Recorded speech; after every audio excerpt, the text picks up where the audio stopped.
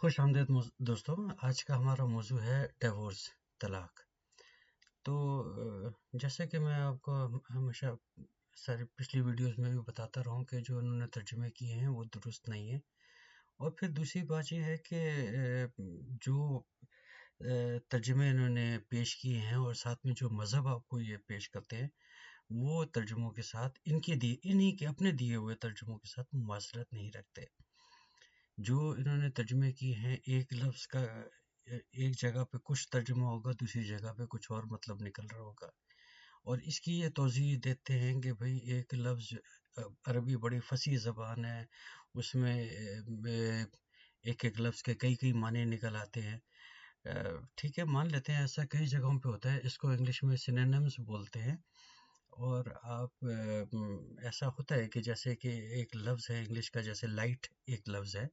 اب لائٹ کے معنی سورج کی روشنی بھی ہو سکتا ہے، لائٹ کے معنی بلب کی روشنی بھی ہو سکتا ہے، لائٹ کا معنی کم ہلکے وزن والا بھی ہو سکتا ہے، لائٹ کا مطلب ذمہ داریوں سے سبکدوش ہونا بھی ہو سکتا ہے، اور لائٹ کا مطلب نا امیدی میں امید ملنا بھی لائٹ کے معنوں میں لیا جا سکتا ہے۔ لیکن لائٹ کا مطلب جو ہے نا کبھی بھی ظلم نہیں ہو سکتا۔ لائٹ کے سینونیمز میں کبھی بھی اندھیرا نہیں آئے گا، لائٹ کے سینونیمز میں کبھی بھی نا امیدی یا بے بسی نہیں آئے گی۔ تو لیکن انہوں نے جو ترجمے دیے ہیں وہ اسی طرح کے ہیں۔ تو اب ہم آتے ہیں موضوع کی طرف۔ اب یہ جو ڈائیورس ہے یہ بہت یہ اس کا موضوع شروع ہوتا ہے قرآن میں بقرہ کی 224 سے 235 تک، اور اس کے اندر بہت سارے یہ بڑی ڈیٹیل میں کور کیا گیا، لیکن اس کے اندر وہ سینیریوز دیے جو آپ ہمیشہ سوچتے ہی رہیں گے، کبھی آپ نے وہم و گمان میں بھی نہ ہو۔ بہرحال اس میں سے جو 229 ہے یہ اصل میں یہ اس کو طلاق کے لیے استعمال کرتے ہیں۔ اس کو ہم تھوڑی سی دیر کے بعد آئیں گے اس وقت۔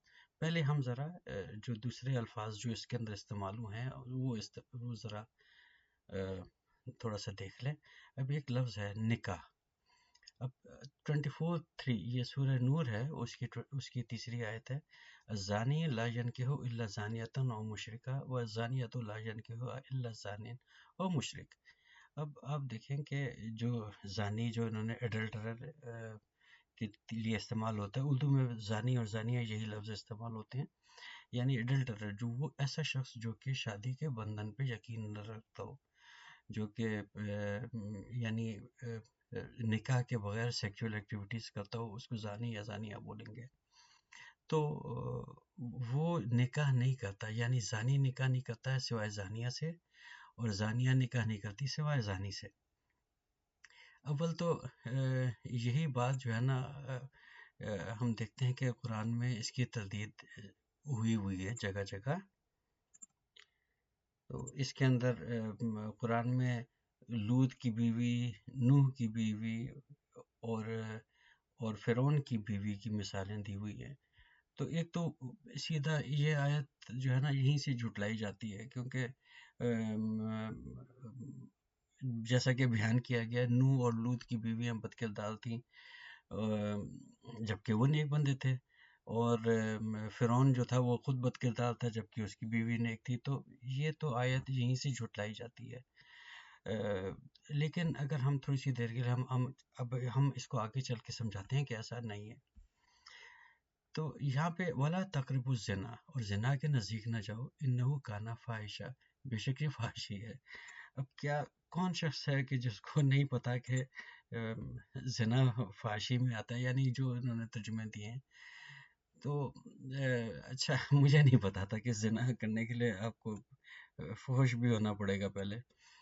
تو وَلَا تَقْرَبُوا الزِّنَا اِنَّهُ كَانَ فَاحِشًا، تو اب اس کی کیا تک بنتی ہے؟ کیا جو شخص نہیں پتا ہوگا کیا آپ پورا سوٹ بوٹ پہن کر آپ زنا کر سکتے ہیں؟ تو ظاہر ہے اب وہ فحاشی کرنی ہی پڑے گی تبھی آپ زنا کر سکیں گے۔ لیکن آگے جاتے ہیں، الشیطان یعیدکم الفقر ویأمرکم بالفحشاء۔ کہ شیطان یعیدکم الفقر، تم سے وعدہ کرتا ہے فقر کا کہ تم غریب ہو جاؤ گے، تمہارے اخراجات پورے ہونے والے نہیں ہیں۔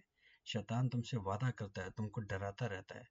دیکھیں، Satan threatens you with poverty، شیطان تمہیں فقیری سے دھمکاتا ہے کہ تمہارے خرچے نہیں پورے ہوں گے، اور اس کا وہ حل کیا بتاتا ہے؟ وہ یأمرکم بالفحشاء، اور تمہیں اور حکم دیتا ہے فحاشی کا۔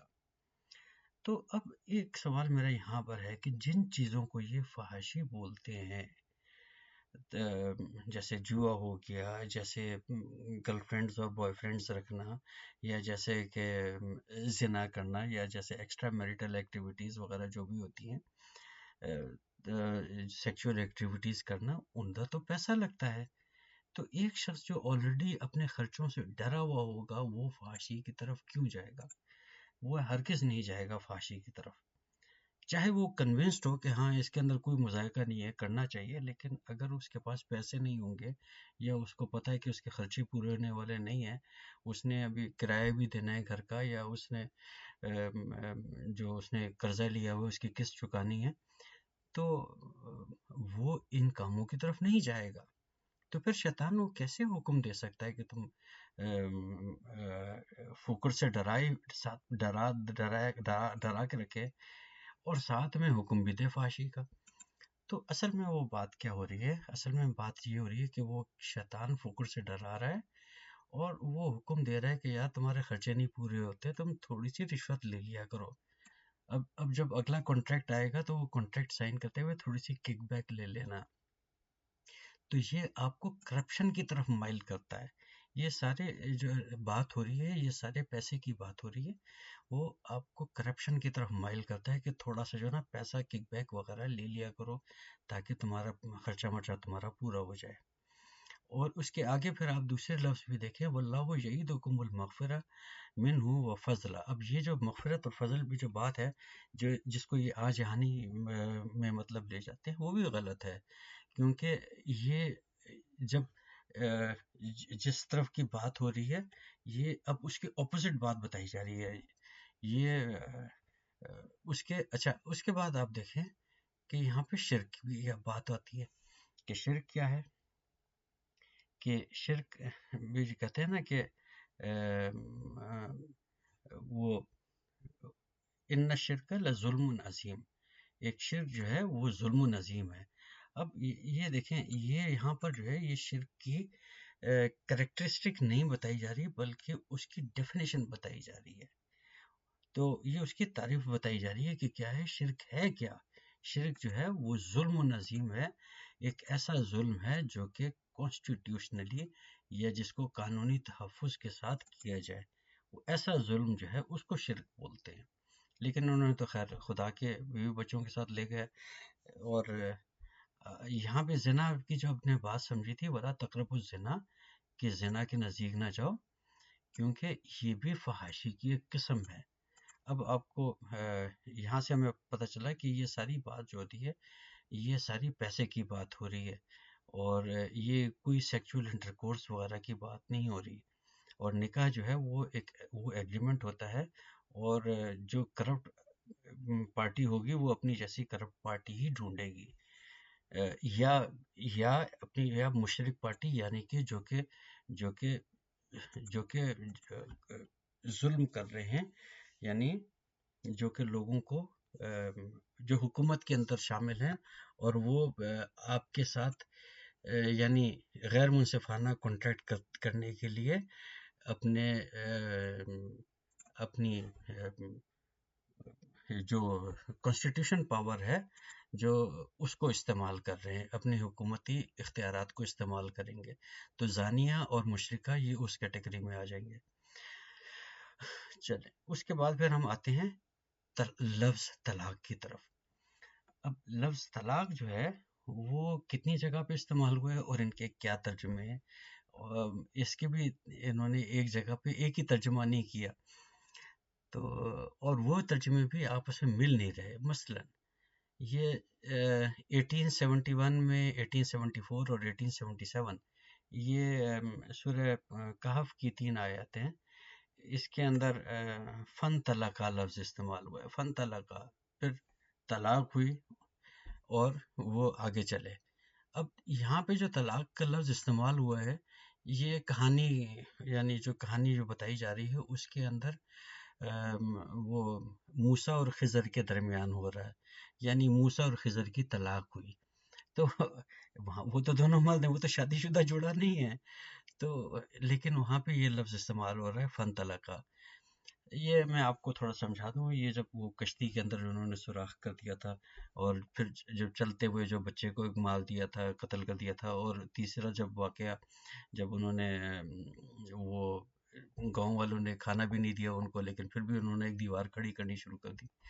تو وہاں پہ یہ لفظ استعمال ہو رہا فَانْطَلَقَا کہ موسیٰ نے جب سوال کیا تو پھر ان کی طلاق ہوئی. تو یہاں پر اب طلاق ہوئی اور پھر وہ آگے بڑھے، یعنی یہاں پہ یہ موونگ فارورڈ کے طور پہ استعمال کیا جا رہا ہے، یعنی کوئی غلطی ہو گئی ہو اور اس کو درگزر کیا گیا اور آگے بڑھے وہ. تو یہاں پر طلاق جو ہے مطلب غلطی ہونے کے لیے استعمال ہوا، یعنی ان سے غلطی ہوئی اور پھر انہوں نے بات کی. تو اس کے بعد پھر ہم دیتے ہیں 38:6 کے اندر وَانْطَلَقَ الْمَلَأُ. اب یہ ملاؤں کے اندر طلاق کا لفظ استعمال ہوا ہے، لیکن یہاں پر یہ پرومیننٹ کے لیے استعمال ہوا ہے. یعنی جیسے ملاؤں کے اندر جو ہائر کلاس والے عام چھوٹے موٹے ملے نہیں، بلکہ جو اپر کلاس والے ملے ہیں، جو پیشوائیت ہیں، جو فتویٰ دے سکتے ہیں یا تھوڑی ذرا ہائی کلاس کے ہیں، یہ ان کی بات ہو رہی ہے کہ وَانْطَلَقَ الْمَلَأُ مِنْهُمْ أَنِ امْشُوا. اچھا، اب یہاں پہ بھی ایک اور لفظ بھی آپ یاد رکھیں، میں امشو کو بھی بعد میں ذکر کروں گا کہ آگے چلنے کے لیے لفظ مشا کا لفظ استعمال ہوتا ہے، اور ابھی بھی عرب میں یہ لفظ استعمال ہوتا ہے، لیکن انہوں نے بہت سارے لفظ استعمال کیے، طلاق کا لفظ بھی بڑھنے کے لیے استعمال کیا. اچھا، اس کے بعد پھر آپ دیکھیں 48:15 کے اندر سَيَقُولُ الْمُخَلِّفُونَ إِذَا انْطَلَقْتُمْ. اب یہاں پہ طلاق کا لفظ استعمال ہو رہا ہے.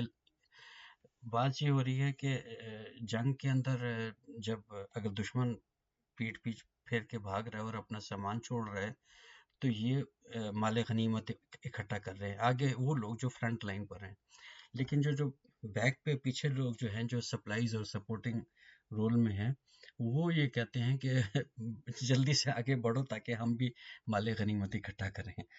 تو یہ ان کے لیے بھی لفظ جو ہے یعنی موونگ کوئکلی، اس کے لیے بھی طلاق کا لفظ استعمال ہوا ہے. اور اس کے بعد پھر ایک اور آیت ہے، یہ ہے 68:23 میں فَانْطَلَقُوا وَهُمْ يَخَافَتُونَ. اب یہاں پر اس کی سٹوری کیا ہے؟ یہاں پر سٹوری یہ ہے کہ وہ جب وہ فصل کاٹنے جاتے تھے تو صبح کے ٹائم پہ بھکاری اور فقیر لوگ آ جاتے تھے، تو وہ کہتے تھے کہ ہم ذرا ارلی مارننگ نکلیں گے. تو ارلی مارننگ نکلیں گے تاکہ ہم جو ہے نا، تاکہ کوئی مانگنے والا وہاں پہ موجود نہ ہو، اور ہم سارا کا سارا سامان فصل کاٹ کے ہم لے آئیں. اب کیا ایسی فصل کوئی کاٹ سکتی ہے جو 10-15 منٹ میں پوری فصل کاٹ کر وہ گھر لے آئے گا؟ بہرحال وہ وہاں پہ پہنچے تو دیکھا ان کے کھیت اچڑے ہوئے تھے. تو بہرحال لیکن یہاں پہ بھی لفظ فَانْطَلَقُوا استعمال ہوا ہے، اور یہاں پہ جو ہے نا جو چوری چھپی باتیں کرنے کو انہوں نے یہ طلاق کے لیے استعمال کیا لفظ. تو آپ یہ دیکھ سکتے ہیں کہ یہ جو لفظ انہوں نے جتنے بھی ترجمے کیے، یہ ایک دوسرے کے سینونیمز نہیں ہیں، یہ مختلف لفظ ہیں اور ان کا آپس میں جوڑ نہیں بنتا. اب ہم آتے ہیں 229 کی طرف.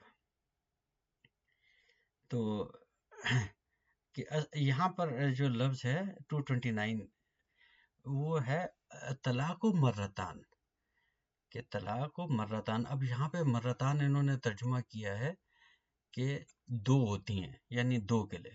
دیکھیں ڈائیورس از ٹوائس، اور طلاقیں دو مرتبہ ہوتی ہیں. یہ اردو میں بھی آپ دیکھ رہے ہیں طلاقیں دو مرتبہ ہوتی ہیں. تو اور فَإِمْسِكْ بِالْمَعْرُوفِ اور تسریح بِإِحْسَان. تو اب یہاں پہ یہ ہے کہ اس کو امسک بالمعروف، یعنی اس کو ایک اچھے طریقے سے جوڑ دو، اور تسریح بِإِحْسَان یا اس کو جو ہے نا چلتا بناؤ اچھے طریقے سے. ٹھیک ہے. تو یہاں پر جو لفظ ہے مرو، مثلا تو یہ ایک اور بھی جو ہے 2572 میں لفظ استعمال ہوا ہے، والذین لا یشہدون الزور واذا مروا باللغو مروا کراما. یعنی مرو کا لفظ جو ہے وہ گزرگاہ سے ہے، یعنی گزرنا. مرو باللغو، جب ان کا گزر ہوتا ہے لغو کے اوپر تو مرو کراما، تو وہ گزر جاتے ہیں کرامت کے ساتھ.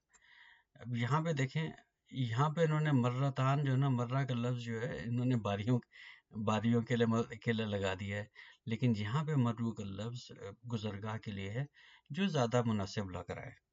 اور دوسرا لفظ جو ہے وہ تسرہون، یہ سرح سے ہے لفظ. یہاں پر تسریحم بلسان، یہ جو لفظ ہے تسریح بلسان، تو اس کے لیے یہاں پہ تسریحون کا لفظ بھی ہے. اور اس کا مطلب یہ ہے کہ چلتا بننا، یعنی کسی چیز کو پش کرنا، آگے لے جانے کے لیے.